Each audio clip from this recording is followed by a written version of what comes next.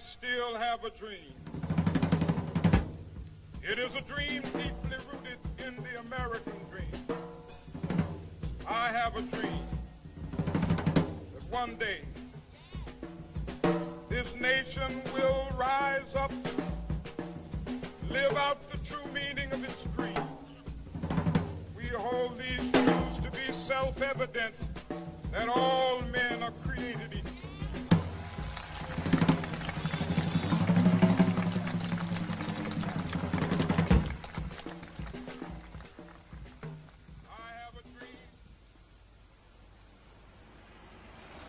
You go to school and you look in the dictionary and you look up the definition: black, stain, evil. Then they give you examples. Say it was a black night. That means foreboding.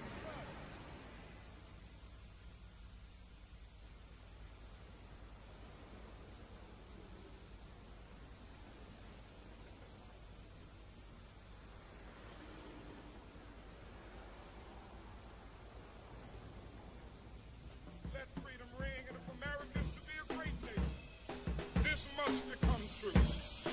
So let freedom ring from the prodigious hilltops of New Hampshire.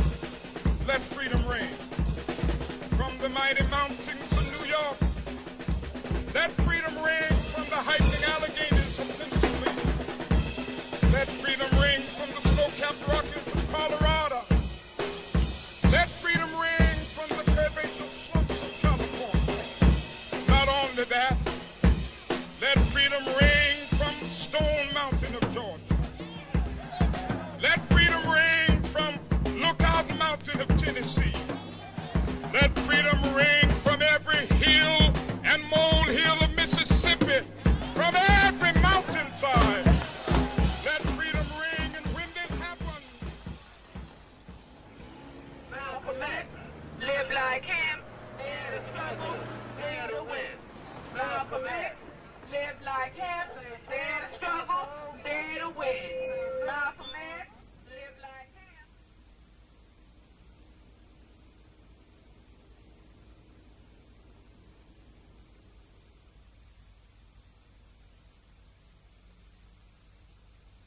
Wondering what sorts of things you think about, like what do you say when you're drumming? What's going on in your head in the middle of the jazz?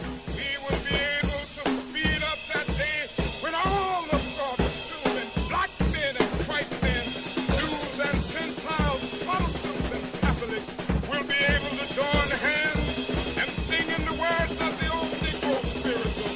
Free at last, free at last. Thank God Almighty, we are free at last.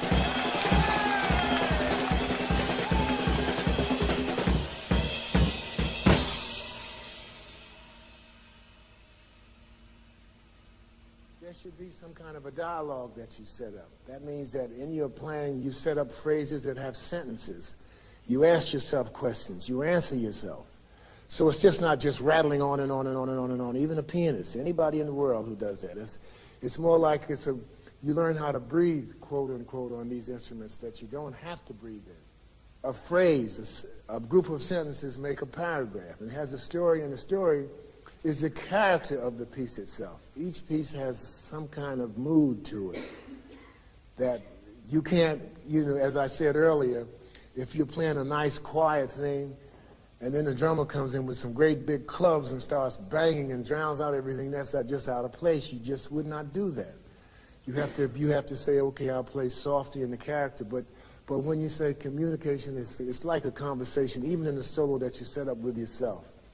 You play a phrase, you respond to the phrase, you make a statement, you respond to the statement, and you try to create an overall little story. And as a composer, because another unique thing about this improvisational music is that you are a composer, you're a spontaneous composer. You don't sit down and you've got so many things that you have developed that immediately it's just like you come and you're meeting a friend and you say hello and you carry a conversation on about what happened last night, what's going on tomorrow, what are you doing tomorrow, what you do yesterday. It just happens like that. It all makes sense. Well, I've got an exam and Jeff Holmes is going to give it to us. I got to do this kind of reading. I have to do this and that and the other. What do you think? Did you read this chapter? Did you do that? And it all makes sense. There's a story that goes on, that kind of communication.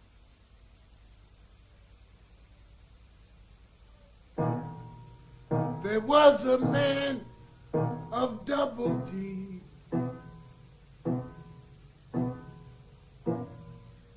sowed his garden full of seed,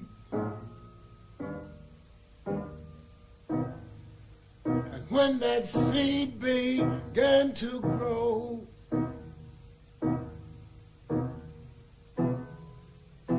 was a garden full of snow. And when that snow began to melt, it was like a ship without a belt. And when that ship began to sail,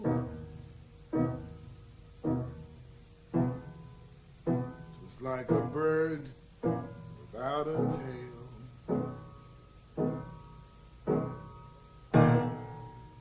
And when that bird began to fly,